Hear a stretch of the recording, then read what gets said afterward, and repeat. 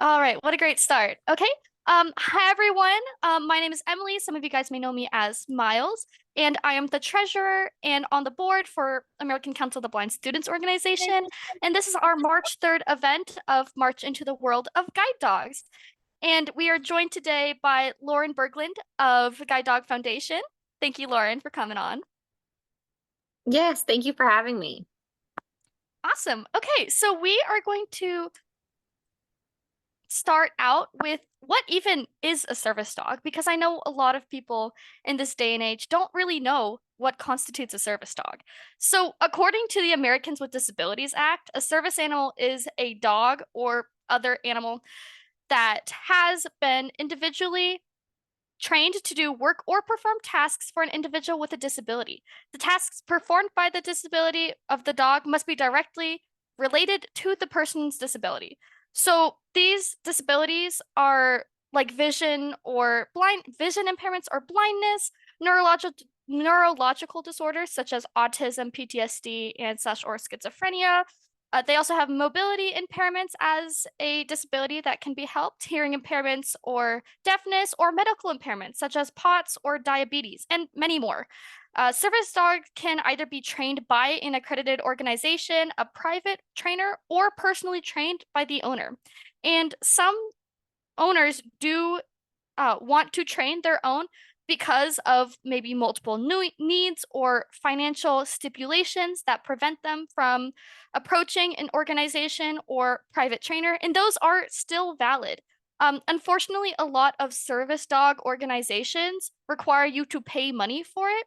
I believe in 99% of cases with guide dog organizations, they are free to the person that has the disability and needs a guide dog. But that is not the case for all service dog organizations, which is very unfortunate.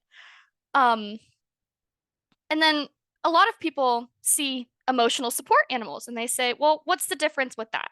Well, so a lot of people confuse the two, but they are separate things. So ESAs are emotional support animals, and they are there to help you if you are having perhaps anxiety or depression, and they're a really good tool for mitigating those and helping calm you. However, those are not formally trained, but service dogs are, and therefore, ESAs cannot go into public spaces. However, they are allowed in places of residence, your own place of residence, as well as service dogs. However, if you do try to take it to someone's home, they may ask for you not to because that is their personal home and their private property. And then there is a picture there actually. So it's a golden retriever sitting on off to the side and staring at the camera with a soft, toothy smile. He's wearing a red vest that says service dog in bold white letters. And typically, this is what you'll see or experience when meeting a service dog. And for the most part, ESAs are not supposed to have those on. And then another one is, well, how do I know whether or not a guide dog is right for me or another service dog? So, while a handful of guide dog organizations can train service dogs for multiple disabilities, this is not always guaranteed. And so, many choose to have a service dog if having multiple disabilities and use other forms of navigation to assist in their vision loss. I know someone personally that struggles with very bad schizophrenia, and they have a service dog that helps mitigate their schizophrenic tendencies and helps them be more confident in society, but they choose to use a white cane while navigating, which is totally fair and valid. And some experienced guide dog handlers do train their own guide dogs to do other tasks for them, such as deep pressure therapy for anxiety or heart conditions, or grabbing objects off the floor. And you can train your guide dog if you do choose to get one to do other tasks while keeping up with their usual ones trained by the organization. As a personal anecdote, I have trained my service or my guide dog to say, pick things up off the floor for me or push buttons to open the doors. And so that's something you're able to do if you are experienced in handling your guide dog and keeping up that training. Okay, so I know that was a lot of information, but getting into the actual meat of why we're all here, guide dogs. So, this is talking about the life of a guide dog, and I'm going to hand it over to Lauren Berglund as we go through the phases of a life of a guide dog, because that looks different from a lot of other service dog organizations. So, the phases that we have here that Lauren's going to talk about is the breeding phase, how guide dogs are bred, and maybe some specific things that they look for in a dog. Puppy training, how they're trained by volunteers or other formal training, how service dog trainers train their guide dogs, placement, how guide dogs are placed, the working life, what does a guide dog do in their working life, and retirement. So, Lauren, would you like to start it off with how, in your experience of different guide dog organizations, how do they breed guide dogs and what Yeah, things do they look for?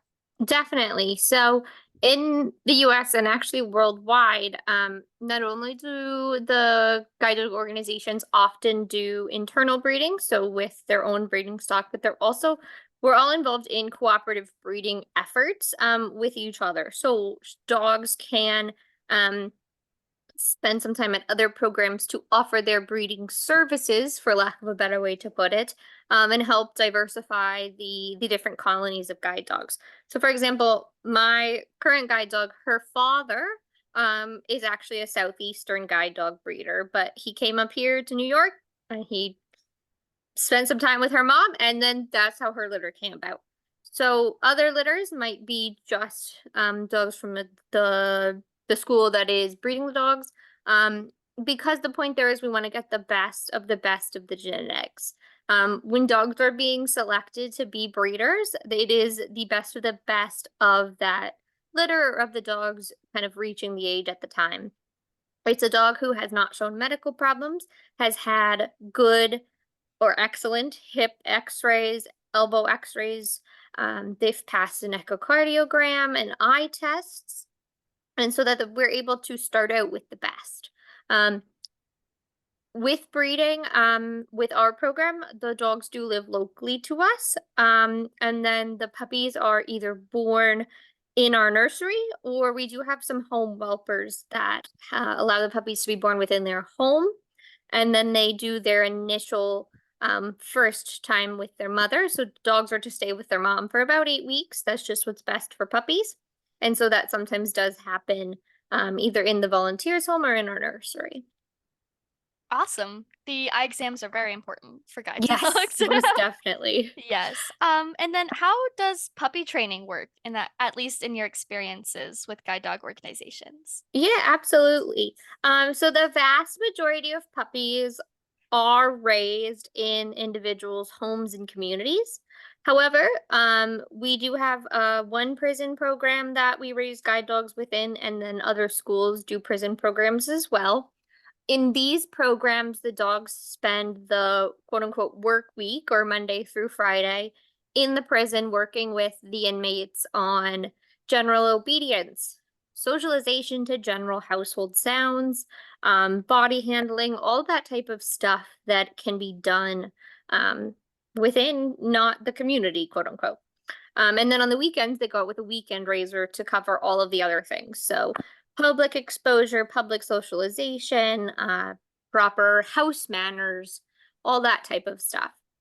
The vast majority, though, are raised from about 8 to 10 weeks to about 14 to 16 months old, or a little older even. Or so, sorry, that's not right. From 8 weeks, and then they spend 14 to 16 months in a puppy raising home where they really just get their biggest start to life. And so this can happen with someone who is retirement age, or we have puppies on college campuses. So it's the whole gamut of the experiences that the dogs get. In here, they're learning their fundamental basic obedience skills. So sit, stay, down. But they're also just learning about the world around them and gaining confidence about the world around them. So we want to make sure that a dog is sensitized to the simple things like a microwave beeping, and then to the bigger things like a car with air brakes. All of that stuff they're exposed to in the puppy home, along with kind of those fundamental settling in public and things that allow them to be ready to be successful to transition into the formal training role. We could not do what we do as an organization, and any guide dog organization could do, without the puppy raisers. They truly give the dogs their best shot and best chance at being able to progress into formal training and become an assistance dog. Awesome. And how does formal training work? Yeah. What age do guide dogs in general Mhm. go into formal training? And in general, how long do these guide dogs train for? Yeah, so in general, they come into formal training around 16 to 18 months old. It can change a little bit, and right now, as we kind of continue to work through those lasting effects of the socialization that dogs missed during the heights of COVID, they're coming in a little bit later so that they can get more of that experience. Um, but what they do is, in our program, our instructors have smaller strings, so they work for 12 weeks with the dog with 4 dogs. Other programs may have their strings at higher quantities, like 8, but they have the dogs for 6 months versus 3. So it's all a little different school to school. The dogs do begin with just very basic things. So they begin at targeting curbs and learning how to um, also reinforce those manners. So every morning in the kennel, when they get food, everybody has to sit and wait on their beds until everybody's chilling in their place before they're released to eat. They also continue to work on obedience, general obedience, and socialization, but also really targeting the directional cues. So right, left, and then also learning not only to stop at curbs, but to put their first 2 feet up on a curb. If it's not a flat curb, they'll learn targeting. So targeting different items like doors and elevators. Uh, so they're really working with their guide dog mobility instructor all day for the most part, for that span of 12 weeks. They don't work the full day. Obviously, they take turns, the 4 dogs, but they'll learn routes in different environments that focus on different things, whether it be right-sided work or clearance, all of the things that they need to be able to be a guide dog and learn those skills. When they kind of get that formal training wrapped up, towards the end of that formal training, when they know more about the dog and where that dog thrives, they'll start to look at those on an accepted wait list, and see if anybody matches up good with their pace and the dog's distractibility or lack of distractibility, which we call control factors. So the amount of um, physical control or verbal control an individual might have to use with the dog. So is it a pretty chill dog that if it gets a little distracted by a fun sniff, you just have to say, nope, let's go this way? Or is it a dog that might need a little bit more of a firm no? And so it needs a person who can give a firm no. And then placement comes. So obviously we would call the person and invite them to class. With our program, we offer mostly mostly on campus training for 2 weeks. It's a Sunday to Sunday. Occasionally, we do home trainings for individuals who have a need that would prevent them from coming to class, or anyone who's under 18. In a home training, it's the individual and the instructor, and you kind of get to go about your normal day to day after the first few days, and spend part of the day training, but part of the day doing your normal things. For on campus training, you are really just focused on training, and it's either way, on campus or home, are pretty exhausting endeavors. Um, but with on campus training, you'd stay in our student residence. Our chef cooks food for everyone, and then we also do different routes, everything from a route where what we would call sidewalkless to routes in Manhattan to routes that are anywhere in between. So finding what is in your environment back home and then kind of getting that for you around the local campus. As also we cover like just basic care of a dog. So learning how to maintain their ears and brush them or give medication if it may arise. All of that kind of general care for a dog is also covered. Yeah, and either way that you do it as just a personal aspect, I went through Guide Dog Foundation and I was under 18 at the time, and so I did do a home training. And I would say that it definitely is very intense. As Yeah. Lauren said, guide dog training is going to be so intense. And so you really need to think about, am I mature enough for a guide dog? Because that was Hmm. something I struggled with for a while, Hmm. thinking, am I mature enough to handle this dog? I had, I think, two breakdowns in the span of 14 days of a Everybody home cries training. during class. It's Everybody normal. cries, that's what I've heard. It's a lot, and it's a lot of emotions. But I definitely would say, if you do get, I would say, the same amount of, even more maybe, work and individualization in a home training Hmm. as you do with an on-campus training. For example, what Lauren said, they did routes in a neighborhood area and in Manhattan. And for reference, I live in the suburbs of Indianapolis, Indiana. And so, me with my trainer, Katie, we went and worked in different neighborhoods, but we also went to the capital of Indianapolis and worked with, how do I help my dog settle in a restaurant? Hmm. How do I make sure my dog isn't too distracted by different animals and such? And so you'll get a very well rounded experience, as Lauren said. Yeah, and especially on campus, our goal of week 2 is customization.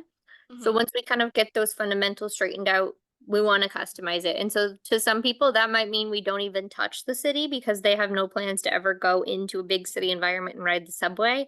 One of my favorite examples to this day continues to be there was a student on my class who lived in a part of Florida where I guess just loose turkeys were normal. So his customization request was one, riding the ferry, which is that's reasonable, but also going to like a turkey farm or somewhere where there was just loose birds. So that's exactly what they did. And so they just always want to help you get some as many experiences with the support of a trainer in a quote unquote safe environment before we send you off on your own. And even then, you're not off on your own. Yes, exactly, exactly. And that does get into our working life. Yeah. So, what goes on with a dog in day to day environments, perhaps, and what kind of support generally do guide dog organizations give to someone who Yeah. is out in the world with a guide dog? Great. So I think one of the biggest things to that I like to kind of just repeat to people is it's not going to be perfect from the beginning. Working life is something that shapes at the very least over 6 months to a year and a half before you're really kind of fluid and working together and what I like to call getting the dance of working together as a team down. And that's okay. That's normal to need more support during that beginning time. And that might look like phone calls, that might look like video chats, and that might look like in-person visits, depending on the school, depending on where you're at, yeah. For us, that's all the things we can offer you. Um, it may also just look like a reassuring text as well from a field service representative.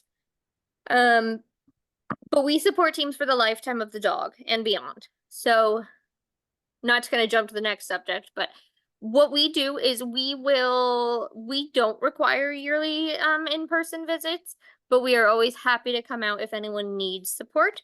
We do touch base yearly at the least just to see how everything's going, check on contact information, etc. But really we are here for anything that might come up. It might be that you move to a new environment and you don't necessarily need new O&M support, but you could use some support on patterning the dog to the new environment. And so someone might come out to see you. It could be that your dog has decided that all of a sudden birds are interesting and we have to work through how to manage that situation. It could be anything, and none of it really means you did anything wrong. It could also mean that guilty as charged, you get a little lazy and sloppy, and you need someone to come back in and remind you of all those little fundamentals that allow you and your dog to work nicely together. Um, it's all just kind of part of the process. Depending on the program, some programs offer veterinary financial support for the lifetime of the dog. With us, we do a one-time $200 stipend and then also some emergency support as needed. So that is one of those things to kind of look into is what you're wanting to get from a school in support, and then also kind of what's important to you in the side of what support is offered, but also in the side of ownership of the dog and all of that. But that's a whole nother conversation I'm not even gonna touch. Um, but when we say that we are here to support people for the lifetime of the dog and beyond, it truly is. So it could be a medical situation and you have questions about navigating things with the local vet. Our canine care team can step in and just kind of help with those conversations, but also help on making them be in easier to digest kind of words. It could mean that you need some help navigating the access issue and what that would look like and all of those things. And then beyond that, when we start to think about working life, we like to think that dogs work about 10 years. It really depends on the dog, the environment it's working in, all the above. Um, for example, we recently just had a dog retire at 10, but she's a full city dog who was doing an hour plus commute every day, and her body was just done. And that's okay. And we reassured that graduate that that's darn good for a city dog.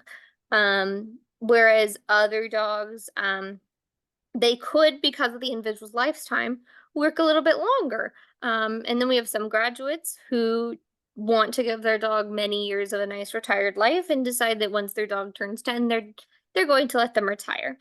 It also means that we will support a team even in early retirement, whether that be a medical or a behavioral or whatever reason that might be. Um, when it comes to retirement, with our program, if an individual wishes to have the dog remain in their care, they absolutely can. Obviously, the dog is now a pet, so depending on if it's a pet friendly reliving environment or not, we have to take that into consideration. Um, and an individual can also choose a home that they would trust to care for their dog. We will also always bring a dog back into our care, no matter what a time, throughout the process. If that is just what is best for the person, whether it be financial, whether it be time, um, constraint wise, we are always ready to do that as well. And then retirement often comes along with a lot of emotion, and we're always here to support someone through that as well and what that looks like, reassuring people that all of the emotions that can come with that are normal and that it is a big process. And the same thing with, the bereavement or loss of a dog. Um, it doesn't matter whether someone got 6 years or 12 years with their dog, it's still really difficult. And so we talk through that with graduates and kind of help navigate those situations. And then the transition to a new dog if someone's available. We call them successor dogs, not replacements because there is no such thing.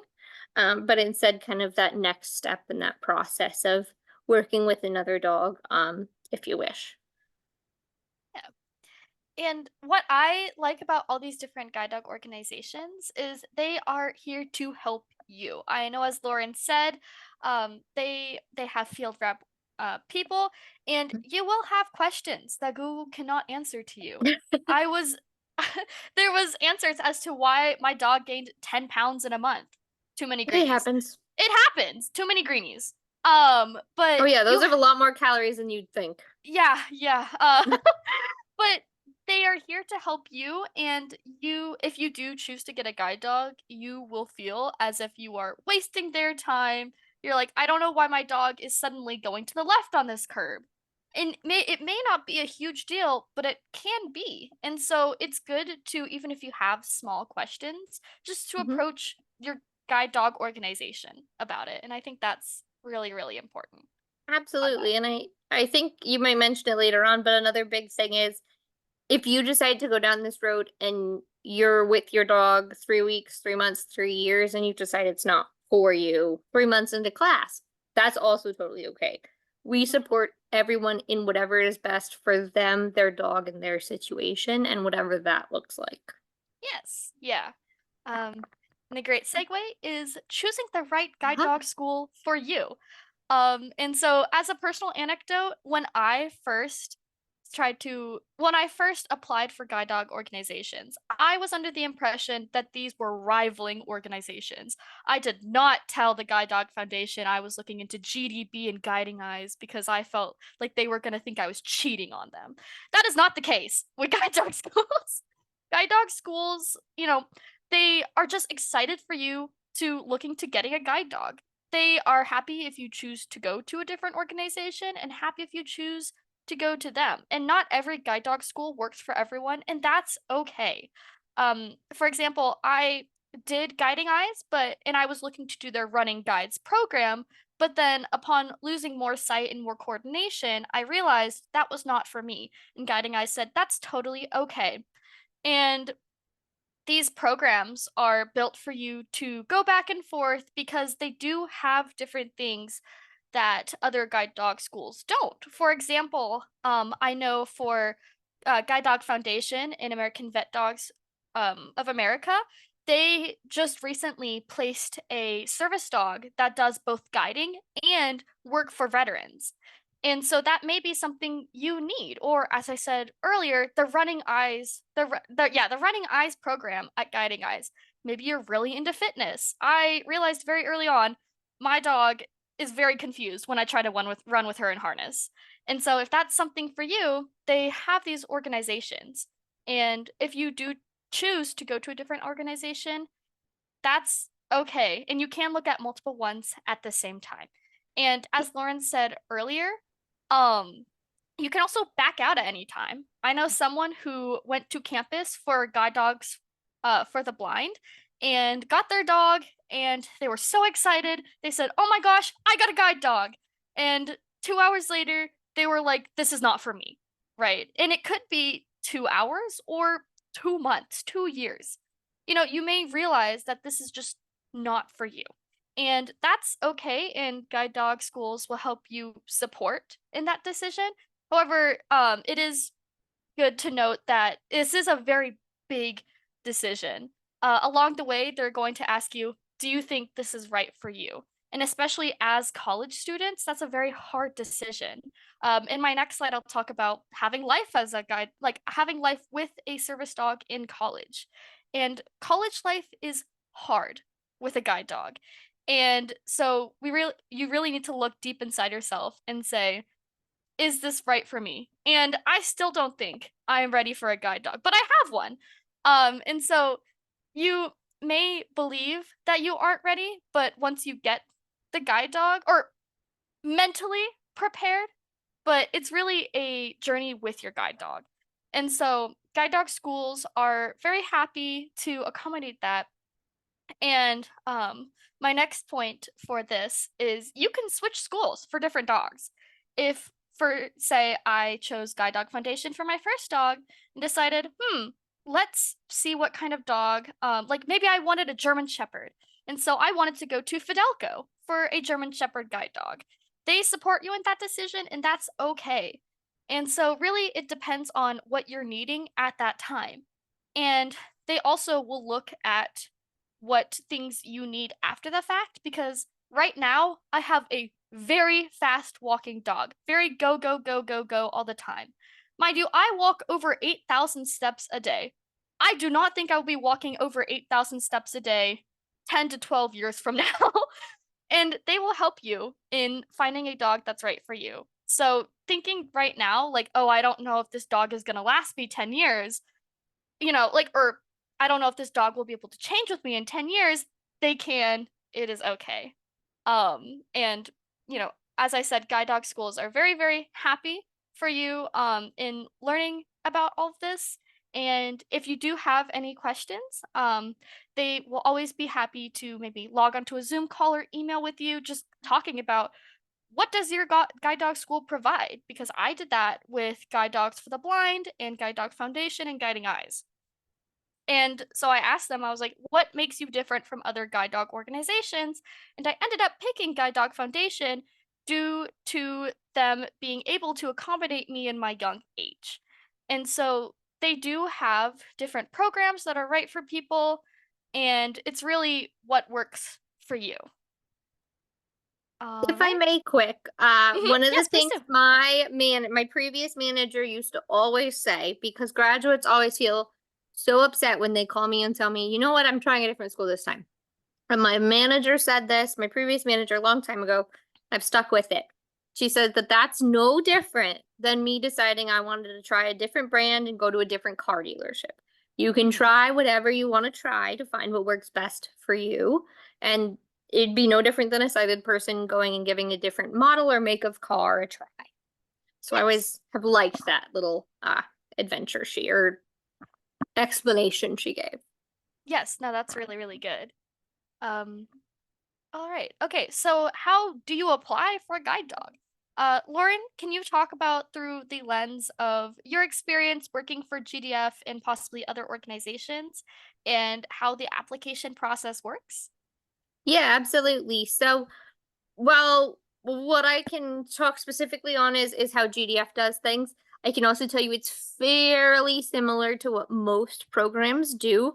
The order of operations might just be a little different, or the specific requirements may be a little different. Pretty much every program, though, does start with an initial application online. Um, at GDF, we also offer to do it over the phone, or we can send you one in the mail. I think that's also pretty school to school a common thing. That initial application for us is a lot of just general background information. So your demographics, if you've used a guide dog before, if you've had O&M, confirming you are legally blind, but we don't need any supporting documentation at that point. After that, initial part is complete, we would have you speak with one of our field service representatives over the phone. We call it a pre-screen. And they're going to ask you more questions about the few destinations and routes you provided, just to see if you would, on the general basis, have enough work for a dog. Be in a position where you can potentially successfully partner with a dog. So talking about whether or not you're able to cross streets independently with your current mobility device, because the dog is not going to make that decision for you. Um, they do have that fail safe of intelligent disobedience, but it cannot be used every time. So you need to be making those decisions. Same with orientation. The dog might pick up on your common route, but you have to be able to problem solve and give them directions if things go wrong. Assuming that all checks out at that pre-screen thing. And if it doesn't, we would give you resources for how you can get to a place where you'd be ready to work with a dog. Um, Part two for us is the meat and potatoes of the application. A medical form for your physician to fill out or your nurse practitioner. It's kind of like a school physical, but more detailed. There's an eye report if it's your first time applying to us. Sometimes there can be some adjustments to that depending on a couple different factors, but usually most people complete that. And then there's an O&M report that your orientation mobility specialist fills out. And then lastly, there's an application video.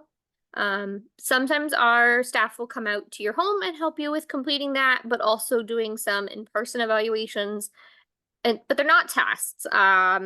They're really just ways to learn more about you and your walking style and your handling style through something called Juno, which is basically an instructor pretends to be a guide dog. And then also a phone interview where we get a lot of that background information about you. So learning about your routes, learning about whether or not you use the train, the bus, are your intersections controlled? Are they stop signs? Are they lights? Are they lighted with turn lanes? All of that kind of stuff. There's also a support person form. This is someone who, in the event of an emergency, would be able to assist with your dog. Um, it sounds a little silly, but it's more of that like planning ahead, making sure we're thinking about all the things that can come up. So if you're ever unable to care for your dog, do you have someone who is? And then the home interview component does occur sometimes. I would say we're getting more and more home interviews now that we have more staff to do those, and that's when they would help with that video. If no one comes out to see you to do the video, you'll do it yourself. We provide you guidelines on it. It doesn't have to be anything fancy.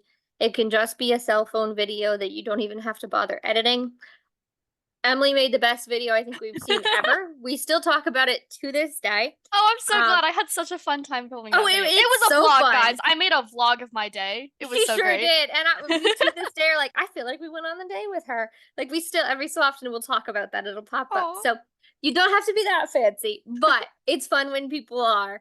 Um, and then all of that gets submitted to selection committee for review. That's our guide dog program manager, our graduate support manager, admissions, and they will look over everything. If they have any questions, they might come back to you with those. Um, and then it might be that they didn't do a home interview yet, so now they want to come out and just get some more information from you and your you can't get everything from a video, obviously. Um, then they let you know what the kind of next steps would be. Okay. Occasionally it will be what we call a conditional acceptance. So we want you to meet a certain condition before we can move forward. Um, an acceptance, obviously, which is the best case scenario. Or if it is ever a denial, we tell you why and also kind of what steps you could take to potentially move forward. So if it is that you just need a little bit more O&M, if it's right now you're not physically capable to handle a guide dog and work a guide dog enough, whether it be like a plan for PT and goals to move forward with, all of that kind of stuff. For us, then you do, if you're accepted, complete a couple more pieces of paperwork that just we call pre-class paperwork. But that is kind of the gist of the process. I see people blow through this in 2 to 3 months, and it can take longer as well, up to, even a year sometimes to complete the application. It is very individualized. yeah, for sure. And Guide Dog Foundation, I know at least. I'm sure other guide dog organizations also ask this, but they do ask if you have any preferences in a guide dog, and that may result in a guide dog taking longer for you. I know someone who is still waiting on their guide dog 3 years later because they wanted a specific champagne color of their black lab or their Oh yellow my. lab. And I said, "You're blind. Why do you need that?" But they wanted it. And so, that will definitely make it a lot longer. But generally, at least for Guide Dog Foundation, how long is it typically to be placed with a guide dog from start to finish of when you are accepted? Yeah, great question. And you made a great point there. If you start getting specific preferences in there, even just male or female, it can make things longer. And I actually did forget, there's one other piece along with the physical form for your provider about your physical abilities. We do have, if you're under the care of a mental health professional, a mental health form that Mhm. we would also have you complete or your provider complete. Right now, so many of the guide dog schools have longer wait times than we did 2, 3 years ago. Combination of reasons. Some of the main reasons still being lasting effects of COVID lockdowns and the inabilities to do full breeding, but also the inability to socialize the dogs as they needed. Right now, we're looking at about 2 years, give or take. If you need a very specific type of dog, obviously it could be a little bit longer. For us, our returning grads are always given priority. That means if like a dog comes up and it's a perfect match for someone who's a new applicant and been waiting longer than the returning applicant, it would still go to the returning applicant as they are without a dog at that time, more than likely. Um, but the last time I was on a panel with other schools as well, they were giving those same answers, and I think that was October, November. So Mhm. it's unfortunate. And that's kind of why I also always just encourage people, if you think you're gonna want the dog or you think it's gonna be part of your life, maybe plan ahead. Apply sooner than you would have in the past. Just to kind of get your foot in the door. It doesn't even mean you have to complete it at that time. We also have people that complete their application, get accepted, and then say, you know what, I am really busy with college right now. I can't do this till next summer. And that's okay as well. Mhm. Yeah, and I would definitely very much second the point of start earlier than later. I know someone who was talking to me the other day. She's blind, and she was saying, "Oh, I want one next summer. Like, I want a guide dog next summer, so I'm gonna apply maybe in the fall." And I was like, whoa, whoa, whoa, girl. Like you gotta start this like yesterday. And that's something I really realized with guide dog applications because as a personal thing, I started immediately as I started the application immediately as I had used my cane full time. And I wasn't planning on getting a guide dog until maybe freshman year of college, but Addison, my guide dog, just popped up. And it definitely, you may not have the time for a guide dog. I was, as she was saying, some people just have to turn a guide dog down. And I was called in not this October, but the October of my senior year. So at that point, I was maybe 5 months on the waiting list, and they asked, do you have time to get a guide dog? And at that point, I did not have time to get a guide dog. I was nowhere near thinking about getting a guide dog at that point, because I just had midterms and I had a regional competition coming up, and it just did not work out. And that's okay because they're going to keep you in mind for next time. If you turn a guide dog down at one point, that doesn't mean you're banned off the list forever, which is what I thought. I was like, I have to turn everything around to get this dog. And my parents were like, you do not have to. You're in school right now. It is okay. And, lo and behold, a few months later, I got my guide dog. And another thing to note that I think is very important in knowing just how guide dog schools function. Typically, from what I've heard from personal accounts, they give you less than a month's notice when they have a guide dog because they want to place it as soon as possible. The I think goal I is at got least a month, but yes, yes, you're very right. That yeah, everybody will tell you yeah, our but goal is a month, but mhm. sometimes it's not quite as pretty as we hope it to be. Yeah, yeah, which is, I mean, it's fine. I think I got less than 2 weeks of notice with Addison. They're like, "Hey, can we come this date?" And I said, "Sure." I had no idea what I was doing that week, but I said, "Sure." So it's really you have to be prepared to just go at any time, if you are able to. And so that's something really important that I've seen with a lot of guide dog organizations. Obviously, as Lauren said, they plan for a month, but sometimes things change, right? And they're like, okay, we can only do it at this time. And, you'll just have to be flexible, which is a And big we part do of having a guide dog. Yeah, Mhm. and we do still want you to live your life. So people will call us and say, Yes. "Hi, I am on the wait list, but I have this vacation coming up. What should I do?" I said, "Go on vacation, plan things, do your life. When we have we will Mhm. make it work, whatever that looks Yes. like. Especially now that wait times are longer.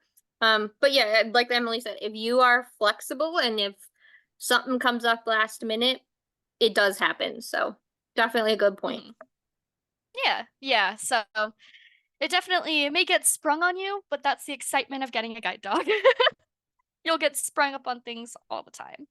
Um, all right. Okay. And this is our last slide before Q&A, and this is the college experience with a guide dog from my account. Obviously, I don't really know any other people that are in college with guide dogs. So this is from I can tell my you, oh, sorry to experience. interrupt. I No, did you get go. I got my first dog a month and a half before starting college. So I'm absolutely going to Oh let man, you go okay. ahead and share your experience, but I can definitely talk on this wonderful topic as well. But please do share your Yeah. experience. Yeah, after I say the points, I'll definitely bring you in and like ask if there's anything I missed. So in the photo, I have to say it's a picture of one of my male floor mates grinning while cradling Addison in his arms. Mind you, Addison is about 65 pounds. And she is in the middle of excitedly licking his face with she doesn't have a harness on. So this gets into you will you can have time to be silly. Addison is off floor in the dorm. And mind you, this is definitely something you need to talk about with your floor. Is everyone okay with you having a guide dog on out and about in the halls? And some may not be comfortable with that, and that's okay. But you will be exhausted all the time, and it will be hard. I didn't really experience this when I was a senior in high school. I got Addison my second semester of senior year. And at that point, I was working, I was doing like taekwondo, I was doing all this stuff, right? However, I also had my parents to help me with things. And if you have someone with you to maybe help feed your dog or take them out, that's going to be a lot different and something you don't really get in college. This is a full-time job of basically being a parent, which is something you don't really think about going into this until you're forced to do it. Um, it also helps you be a lot more responsible. I mean, I go to Indiana University Bloomington. A lot of you may know that is a very, very, very party campus, right? Lots of drinking, lots of drugs, everyone partying every night. However, I cannot do that with something in my care. I've been asked, do you want to go drink? Sorry, I can't. I have a dog to feed in the morning. And so it really helps you be more, what's the word, responsible in what you do. But it also helps you feel more confident in new experiences. It's very much a social lubricant, which is what you're going to see for just guide dogs in general. People, I mean, I went to the store today and everyone's like, there's a dog. And so everyone is asking me, why is there a dog here? And I was like, oh, well, it's a guide dog, it's a service dog. And so it helps a social lubricant because, at least in my experience, you get a lot of weird looks and weird looks and comments as a blind person just because of the stereotypes that is associated with that. And having a guide dog very much not takes away that aspect, but shifts it to something more positive. It's like, yes, I'm blind, but I get to have a dog with me that helps me things. And it's a lot easier for people to comprehend than I have this stick that I wave around. Uh, but you do get a lot of weird looks and distractions, especially on a college campus. I cannot tell you how many times a day I have people trying to pet Addison, coming up to her, getting in her face, and I have to be like, please step back. Even if she is a service dog, like you should not go up to any dog and stick your face in their face. But you will get a lot of distractions with your dog in a college environment because college kids are stupid, and so that's something to keep in mind, and a reason why not a lot, but a good amount of people wait until after college. And if you feel like, you want to have that experience of partying, which I'm not saying you can't, obviously, but you have to have someone, like feeding Addison in the morning, well, feed your dog in the morning, take her out, making sure she's okay. There's a lot of other things to keep in mind. So a lot of people do choose to wait to get a service dog or guide dog until after their college experience. Do you have anything to add to that, Lauren? I think you hit on a lot of the points, and honestly, a big part of it is it does draw a lot of attention that can become exhausting at times. Hmm. Um, but it absolutely helps on the social side, and for me, it helped a lot with just the confidence and navigation on a larger Yes. campus. I went from a small rural high school to a state school, and so that was a big change. But with her, I was able to do it. Yeah. Um, as you get a little bit older in college life and maybe move into an apartment, um, those fun adventures can happen in the college life. I will say that there are ways to kind of make that work. You just Hmm. have to, yeah, make yourself be responsible and know that you're gonna have to get up in the morning. But your Yes. dog is safe in your apartment while you're out. You just gotta time it right and that kind of stuff. Um, I will say, funny note, everybody always wondered why I wouldn't bring the dog to the bar when they were at the bar as well. And that was a very simple, the floor is very sticky here, ew. But Yeah. there is many reasons why I would never. But that is kind of the one of the biggest things is also occasionally you'll have professors or classmates that make it weird and drawing extra attention to your dog. And so there's a lot of extra advocacy that goes along with it for both you and your dog. And just like you said, in the dorm, my girl, we would everybody knew that at 3 p.m. on Fridays, if you were going to leave your room, your door, if you were in the second half of the hallway that ended in a dead end, you had to watch for Sheba because that was her playtime in the hallway. So Oh. kind of those little things, we'd play ball in the hallway, but also people knew that if our dorm hall, we did a lot of hallway picnics. Hmm. So she would go and cuddle up with everybody during hallway picnics. So it's always Yes. just kind of you balance it out, you work what works for you, and then also being able to kind of advocate for your dog if that any of the um things start to develop into, so like your fun activities develop into a distraction, you kind of be able to advocate for your dog. And we got to take a step back. so it all can go well. But it's definitely an individual choice for sure. And sometimes it's definitely easier when you're especially not in like a communal dorm situation. Yes. And that's a very big thing is that you're going to have to build your confidence in saying no a lot Yes. more than you would say when I was in high school. I mean, I was in a giant 5,000 person high school. I had to say no a lot, but more so the fact that you are alone and you're the sole person that has Hmm. to advocate for your dog that cannot speak for themselves. I know there's been times when people have gotten up in Addison's faces without me knowing, and Hmm. she's told me by, cowering behind me that she does not want these people next to her. And, you have to advocate for your dog because your dog can't say, I'm uncomfortable with these people, right? And so that's very important. And also just advocating for your dog in their working environment. A lot of people are going to try and make kissy noises at your dog or bark at them. And I don't know why the barking thing is a thing, but you have to be the one to say, like, my dog is working, please do not distract her. And so that's something that's really hard in college, especially as you're transitioning to all this stuff and just gaining the confidence and being yourself in college by yourself. And but it does add, a companionship. And what I have noticed is I don't feel the same homesickness as a lot of other people do because I come home and I have maybe I'm coming home from the gym, which I don't take Addison to. I come home and a dog is in my face. She's so excited to see me. And as someone, if someone who didn't have a dog there or a cat there, they'd come home to an empty dorm.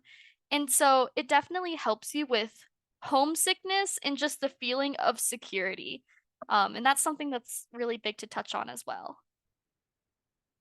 All right. Okay. And now we have questions. Does anyone have any questions for Lauren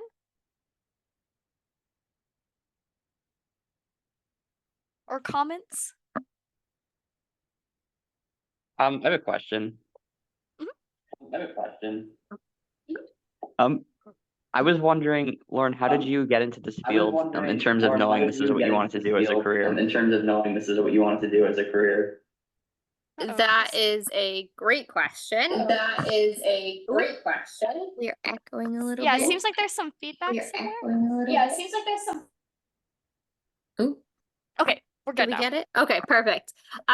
So funny story. I think I went through about 5 different majors, and even when I graduated, I had no idea that a job like I knew this job existed, but I didn't think it would be available for me. So by the time I finished school, graduated with a degree in child, adult, and family services with concentrations in youth, adult, and family, and nonprofit management, which is just the longest degree name possible. Um, but before that, I had done health sciences, sociology, psychology, elementary education, just all the things. Um, Basically, my degree is somewhat like social work, but not as much on the individual, more as on the whole system itself. Um, I also was accepted to grad school to do student affairs. I worked in the Student Disability Resources Office on my college university for 3 years, and I adored it. I enjoyed getting to know new students on their first day and then watching them develop into their own self-advocate as mom and dad got out the picture. And so that was a lot of fun. Um, then when I graduated, my successor ended up transitioning to a different role in another organization. Or not six, is that the word for it? Whatever the word is. And so I ended up applying, and funny enough, did the interview during the class when I got my current guide dog Sam, which was interesting in itself. And then about oh 3 months later, actually ended up moving from Iowa out here to Smithtown to do the job. So it is not something I ever thought would be possible, considering it's not a job that often comes up, but that's the roundabout story, I guess. So I was a student first of the organization, and then I transitioned into this role. Awesome. I have a Anyone question. else? I have a question. Oh, yes, Tati. Okay. First of all, thank you so much for all of this information. This gives me like so much more like hope and comfort about getting a guide dog, because like for the longest time I was like, no, I can't do it. I'm a busy girl. I'm in my routines. But now I'm like going through like a academic career change where I'm interested in like doing more in the field research, and I'm interested in like traveling internationally, and with that comes like a lot of anxiety about navigating new spaces. So just hearing about like the waiting process and hearing about like, you know, the flexibility and knowing that you don't have to take the first opportunity that comes to your door and all that, that is just like so very comforting to me. Oh, good. But I love yeah, that. yes. I just wanted to know if either of you, you know, are aware of any like, I would say like of any like blind travelers and their experiences like with guide dogs. International or within the US specifically? Either or, honestly. Both, I can say. I travel a good deal for work. And then there are copious amounts of handlers that travel nationally. I know quite a few that also travel internationally, depending on your destination, because I also do this for work a lot. It can be simple or it can be extremely complex. When we have to look at health entry requirements and access laws and dog food access and veterinary care. Some places require international health certificates endorsed by the USDA, which also costs money. But I know many people who do it successfully on a routine basis. Canada is super easy. You just basically go and have a rabies or your student, if you went to an accredited program, ID card. But other places are more complex, but it's absolutely possible. Yes. Okay, that's awesome to and hear. yeah, and for personal experience, I travel, I have to say, every 2 to 3 months with Addison. I am going to study abroad in the fall in Germany with Addison. And so I have been, I'll have to talk to you about this, Lauren, by I the was way. gonna say I can help you with that. Yes, yeah, I've been figuring things out on my own first, and then before going, but it definitely is going to be a lot of work, Tati. Especially if you are studying abroad in that regard in a different university. These universities are going to have different laws and different rules about your guide dog. For example, I am not allowed to take Addison into like certain locations on the campus that's like food areas, which is fair, but that's different from the US. And so really just doing your homework, which in the EU it's pretty easy. They just have usually like laws that come out, but it definitely is very doable. And I know you're in the DC area, right? Girl, I'm in St. Louis. What? Washington University in St. Louis. I thought that was No, That's ma'am. definitely in St. Louis. what? Okay, that's so awkward. Well, if you go to DC, there's definitely gonna be some things. I was talking with people about this earlier, before you came on, Lauren, but for some reason, like the State Department, which I'm touring in a week or two, requires you to have this license because the like DC area is not, it's just this entire thing. So the DC area is a little messed up if you want to do like government stuff, because I mean it's bureaucracy at its best. And so if you do plan on doing that, definitely do your research earlier than I chose to, because it'll bite you in the butt. But it's a very fun experience going abroad with, and just to different states with a guide dog. I mean, I am a national scholarship winner for ACB, and I took Addison to Chicago for the last convention, and that was my first time traveling alone with Addison. And it's so fun. It's like having a little travel buddy with you. It's so great. Aw, That you that's can good to mess up. hear. Yes, no, it's amazing. You will love it. Okay, well, thank y'all so much. Yeah. Greg, do you have any questions? I do have one in the chat quick, if you don't mind me answering Oh, that. So it has to do with having low vision and working with a guide dog successfully. And that's a great question, because it used to be a pretty common misconception that if anybody had residual vision or even higher residual vision that they couldn't successfully partner with guide dog, but that is not true. Actually, when I was first partnered with my first dog, I had a pretty decent amount of vision left, about 2300. But I lost it all if it was too bright or too dark. Yes. And so I basically became a closed eye all the time traveler. Learned it really helped decrease my headaches, actually. But the biggest thing is kind of letting the dog do its job. So trusting the dog and then dropping trying to use your eyesight. So you can now look around at the environment for fun. You can just close your eyes and take a snooze. Not really take a snooze, but let the dog do their thing. It can certainly be successful. We're not a program that usually requires someone with residual vision to wear a sleep shade or a blindfold while working. However, some programs do that. We just simply ask that, and it's one of the things they can kind of evaluate in Juno as well, that you're able to let go. I know that the first time I felt myself walking with the guide dog and felt myself moving, but I didn't even know that I moved around obstacles until my instructor told me that's all I needed. Hit that night walk, hit that bright sunny day walk, and instantly was overjoyed at the ability to travel just so smoothly. So it's very much an individual thing, and not an automatic disqualifier at all. Yeah, and as someone who also has residual vision, I know I had a home training, but they are able to do this in the individualization portion. I did work with a blindfold because I struggled to let Addison do her work. And I would stop at things, and Katie was like, "You are 10 feet away. What are you doing?" And so it definitely, you have to let go. And that's really scary as someone who has residual sight. And so it's going to be hard, but it's very, very worth it if you like try to let go. Lauren and Miles, I have a quick question Uh-huh. for both of you. So, Lauren, you work at a guide dog school, correct? Correct. Okay.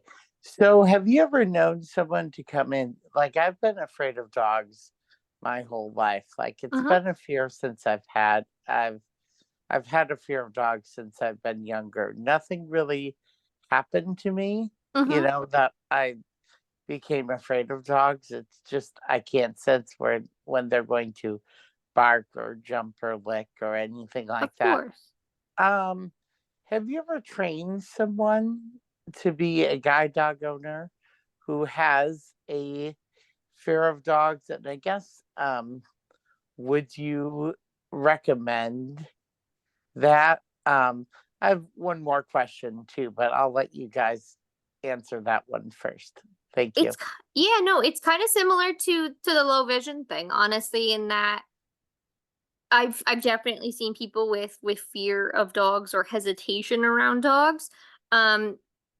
Some dogs are super licky and some are not licky at all, and some are a little jumpy and some are not jumpy at all. And so that's also part of that matching process. I will say, if you ever get the chance to meet a guide dog, I would definitely recommend it. If you live near a program and can do a tour, we call them lifestyle workshops, where you can give a little meet and greet to a dog. They are still dogs, so they do sometimes get a little cuckoo. But I can tell you, I'm terrified of barky dogs or little dogs, actually, in general. But especially just like any barking of dogs has definitely always been a problem for me. I've heard my dog bark while she's playing, but that's about it. But I actually can think of a few people who have always said, I can't do dogs, I can't do black dogs, I can't do large dogs. And then they are able to bond with their dog. The big thing, and it's something I personally work on, is not letting my fear of barking dogs affect my ability to still work properly with my dog. And so that means if I hear a barking dog, I can't just rush us through or run away. I have to slow down, think, and move past that potential distraction, or my dog doesn't even care. It's just me that's having the issue, what that looks like. So it's definitely doable. I will say, though, it does all depend on kind of that level in each an individual thing. And it's super valid to not be comfortable or to be nervous around dogs as well. Yeah, and just to add on to that just a tiny bit, I would, as a handler of a dog that has very high dog distraction, that may be if you do plan on getting a guide dog, that would be something you would ask. I would like them to have very low dog distraction because when Addison sees a dog, she will try to go over to it. And so that may be something that maybe they have another vice. Maybe it's like squeaky toys, right? Or Tammy's maybe vice it's is sniffs. yeah, yeah. Every dog has their vice, but Addison's is dogs or just animals or anything that runs. And I would definitely recommend being that one of your stipulations, being like, I don't want a dog that is very, very, very other dog friendly. So, yeah. And what was your second question? And then my other real quick question, because I know that we're over time, but my other real quick question is this: if I want to advocate for my friends who have dogs, who have service dogs, who have guide dogs, what is the best way to do that? And are there issues currently that you know of that we can champion for on a federal level that might be issues pertinent to bills pertinent to guide dog ownership? Or because I definitely want to advocate as much as I can. So there is currently actually, oh, I would need to check dates. It might have closed. They are working on, they're accepting comments currently for a resolution by NFB on not requiring the Department of Transportation service animal air transportation form for blind guide dog users when traveling. That one is, depending on how you feel about it, something that could be supported. Other than that, at this time, there isn't too much kind of on that front burner that I can think of. But it's always worth kind of watching what legislative committees are doing within ACB and seeing if there's anything directly related to dogs and that kind of stuff. If I understood your question, if you're looking to how to support advocacy for working dogs. Yeah, because I know last summer there were some things with Uber not accepting people who have guide dogs, Yes. Yeah, and I think honestly, in that regard, on an individual level, like when I was at the ACB National Convention, I had an access issue, right? So it happens everywhere. And if you have a friend that has an access issue, especially with Uber, support them in being like, you should call this in. And just support them in that regard because it's scary having to report an access issue. It feels like you didn't do enough, right? Or why didn't this work, right? I should have advocated for myself more. So definitely just helping your guide dog user friends out in that regard can really help in impacting change on a more individual level. Okay. Kevin, I wonder, or Miles, I wonder if we can get Lauren to send her contact info in the group chat. I wonder if I we just could did, but I can send also that read it in out if you'd email like. because I'm not able to save the chat. Yeah, No let worries. me. I can at that send like an email out if that's fine. Okay, great. Yeah, Thank you. definitely. Awesome. Yeah, because I know a lot of people will have questions after this because, we talked about a lot, but there's still so much to talk Yes. about with guide dogs. And Yeah. the chat is a pain to get emails from. I totally agree. So Yeah, Awesome. very excellent presentation, by the way. thank So, you. Yeah, thank you so much, Lauren. I hope to see you guys this summer. I don't have my summer convention assignments yet, but I have a feeling that I will be splitting my time between all the Florida activities. So hopefully I can meet some of you guys in person. Yes, that would be so fun. Awesome. Well, thank you so much, everyone, for attending. This will be the end of our presentation. If anyone has any questions, I will send an email out with Lauren's contact information if you have any extra things along with the recording of the Zoom call. Thank you so much, everyone. Bye-bye. Bye. Thank you so much. Bye. Take thank care. you. Thank you.